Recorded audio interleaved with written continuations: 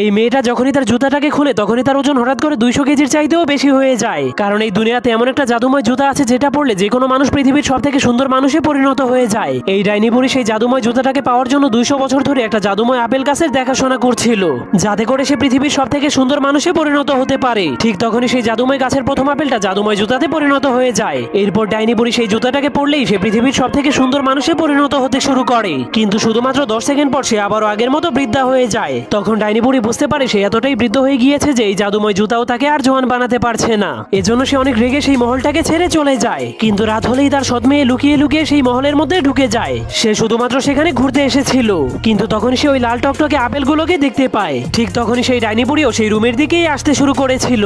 যখনই ডাইনি বুড়ি সেই দরজাটাকে খুলে তখনই পুরো রুমটাই আলোকিত হয়ে যায়। এরপর ডাইনি বুড়ি দেখতে পায় তার সৎ মেয়ে পৃথিবীর সব থেকে সুন্দর মানুষে পরিণত হয়ে গিয়েছে, কারণ সে ওই জাদুময় জুতোগুলো পরে ফেলেছিল।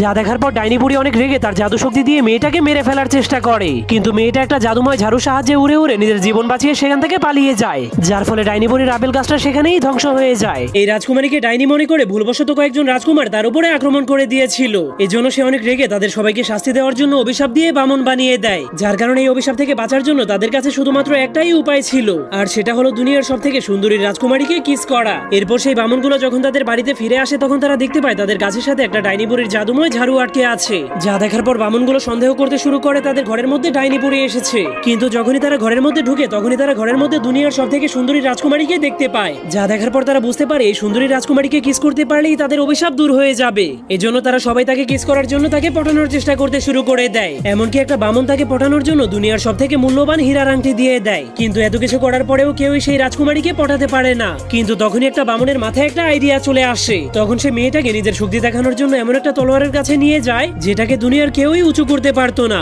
কিন্তু এরপর যখনই বামন সেই তলোয়ারটাকে ওঠানোর জন্য রেডি হচ্ছিল তখন রাজকুমারী সেই তলোয়ারটাকে এমন ভাবে উঁচু করে যা দেখে মনে হচ্ছিল সেটা একটা খেলনা। কিন্তু পরের দিন বামনগুলো যখন তাকে পটানোর চেষ্টা করছিল ঠিক তখনই একজন শয়তান রাজা তার সৈন্যদেরকে নিয়ে সেই বামনদের বাড়িতে আক্রমণ করার জন্য চলে আসে। তখন সে দুইজন বামনকে বন্দী করে সেই বামনদের পরিবর্তে সেই সুন্দরী মেয়েটাকে নিতে এসেছিল। কিন্তু যখন সেই মেয়েটা ঘর থেকে বাইরে বের হয় তখনই তার সৌন্দর্য দেখে সব সৈন্যগুলো অজ্ঞান হয়ে যায়। পরবর্তী পর্ব দেখতে চাইলে অবশ্যই কমেন্টে পার্ট 2 লিখে দিন।